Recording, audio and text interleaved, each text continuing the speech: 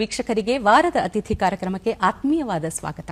ವೀಕ್ಷಕರೇ, ಪ್ರತಿಯೊಬ್ಬರು ಮಾಡುವಂತಹ ಯಾವುದೇ ಕಾರ್ಯಕ್ಷೇತ್ರದಲ್ಲಿ ವೃತ್ತಿ ಇರಲಿ, ಎಲ್ಲರಂತೆ ಕೆಲಸ ಮಾಡಿದಾಗ ಸಾಮಾನ್ಯರಾಗಿ ಬಿಡ್ತಾರೆ.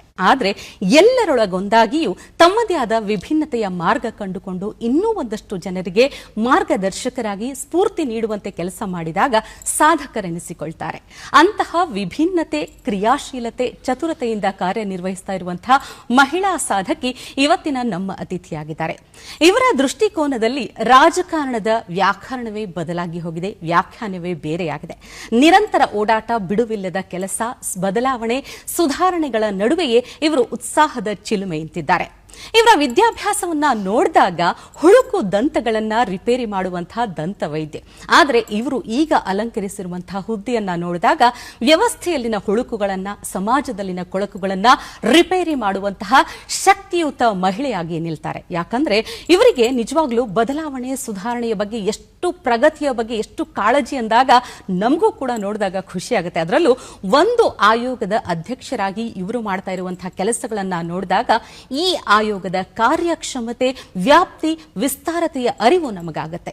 ನಿಜ, ಅವರೆಲ್ಲ ದಿಟ್ಟತನಕ್ಕೆ, ಅವರ ಸಾಧನೆಗಳಿಗೆ ಇನ್ನೊಂದಷ್ಟು ಪುಷ್ಟಿ ಸಿಗಲಿ ಎನ್ನುವಂತಹ ಆಶಯದ ಜೊತೆಗೆ ಯಾರಪ್ಪ ಹಾಗಿದ್ರೆ ಆ ಮಹಿಳಾ ಸಾಧಕಿ ಇವತ್ತು ನಮ್ಮೊಟ್ಟಿಗಿರೋದು, ಅವರ ಬಗ್ಗೆ ಒಂದು ಸಣ್ಣ ಪರಿಚಯವನ್ನ ಈಗ ನೋಡ್ಕೊಂಡು ಬರೋಣ ಬನ್ನಿ.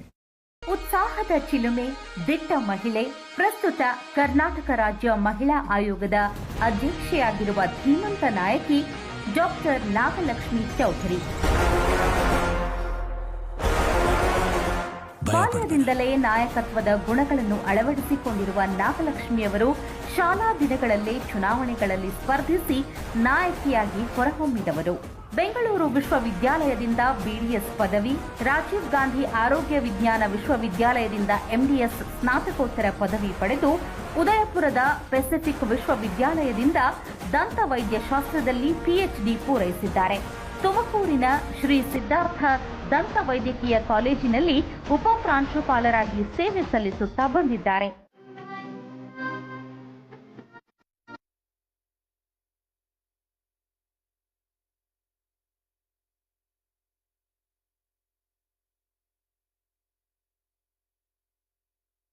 ಜನಸೇವೆಗಾಗಿ ಮಿಡಿಯುವ ಹೃದಯ, ಕಷ್ಟದಲ್ಲಿರುವವರಿಗೆ ಸಹಾಯ ಹಸ್ತ ಚಾಚುವ ಸ್ವಭಾವದಿಂದಾಗಿ ರಾಜಕೀಯ ಕ್ಷೇತ್ರವನ್ನು ಆಯ್ಕೆ ಮಾಡಿಕೊಂಡ ನಾಗಲಕ್ಷ್ಮಿ ಚೌಧರಿಯವರು ಕಾಲೇಜುಗಳಲ್ಲಿ, ಗ್ರಾಮೀಣ ಭಾಗಗಳಲ್ಲಿ ಮಹಿಳಾ ಸಬಲೀಕರಣ ಕಾರ್ಯಕ್ರಮಗಳನ್ನು ಹಮ್ಮಿಕೊಳ್ಳುತ್ತಾ ಮಹಿಳೆಯರಿಗೆ ಸ್ಫೂರ್ತಿಯಾದರು.